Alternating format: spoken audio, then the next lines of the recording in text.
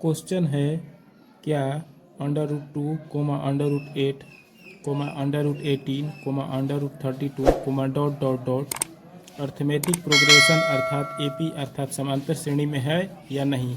हमें जांच करके बताना है। हमें यह जांच करके बताना है कि जो यह दिया गया सीक्वेंस है, अनुक्रम है, वह एपी में है या नहीं। तो चलिए आज का वीडियो शुरू करते हैं। Solution. Given sequence be √2, √8, √18, √32, dot dot dot. Maximum बच्चे अंडर रूट देख कर ही डिसाइड कर लेते हैं कि यह जो दिया गया अनुक्रम है यह एपी में है, लेकिन ऐसे डिसाइड नहीं करना चाहिए कि यह एपी में है या नहीं। इसको सबसे पहले जांच कर लेना चाहिए, तब फाइनल में यह अपने आप पता चल जाएगा कि यह जो अनुक्रम दिया गया है यह एपी में है या नहीं। तो इसे ध्यान से देखिएगा। इसको पहले सरल कर लेते हैं हम लोग। √2, √8 को हम लोग लिख सकते हैं √2 × 2 × 2, √18 को हम लोग लिख सकते हैं 2 × 3 × 3, √32 को लिख सकते हैं हम लोग 2 × 2 × 2, 2 दूनी 4, 4 दूनी 8, 8 दूनी 16, 16 दूनी 32, डॉट डॉट डॉट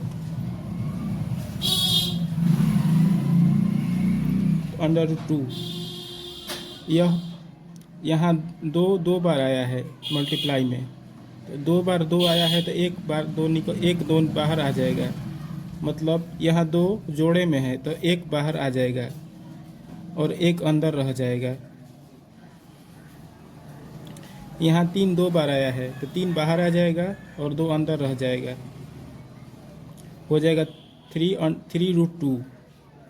यहाँ 2 2 बार आया है तो 1 बार 2 बाहर कर देंगे, फिर 2 2 बार आया है तो 1 बार 2 बाहर कर देंगे मल्टीप्लाई में, और 1 2 अंदर रह जाएगा,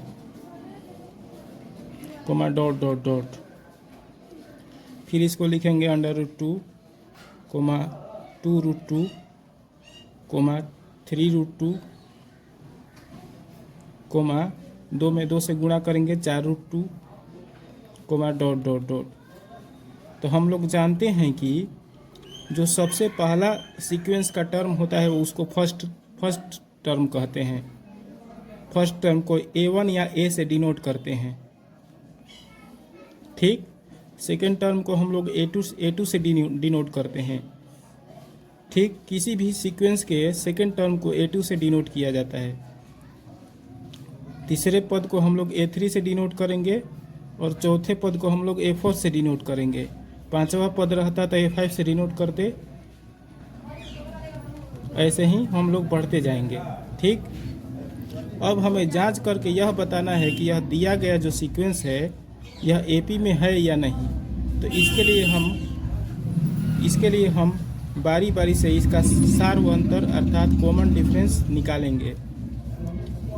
तो यदि कॉमन डिफरेंस प्रत्येक स्थान पर समान आएगा, एक समान आएगा, तो यह सुनिश्चित हो जाएगा कि यह जो दिया गया अनुक्रम है वह एपी में है या नहीं।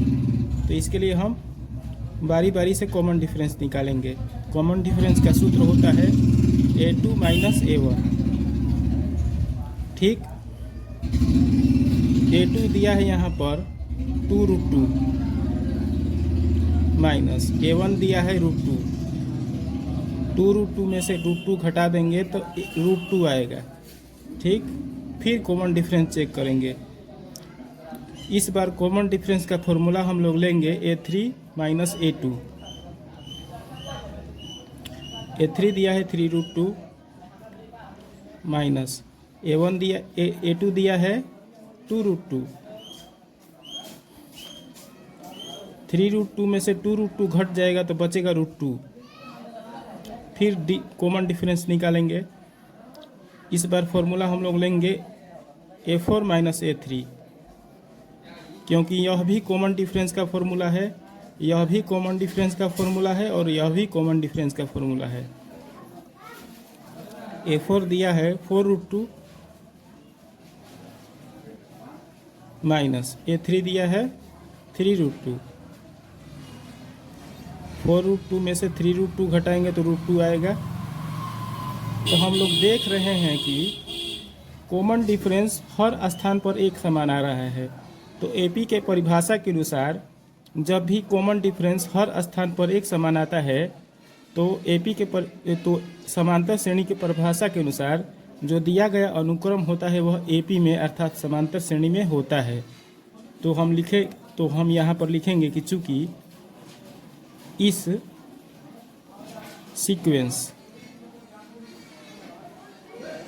सीक्वेंस अर्थात इस अनुक्रम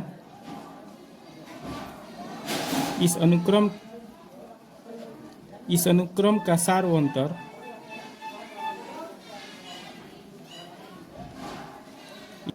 प्रत्येक स्थान पर एक समान आ रहा है,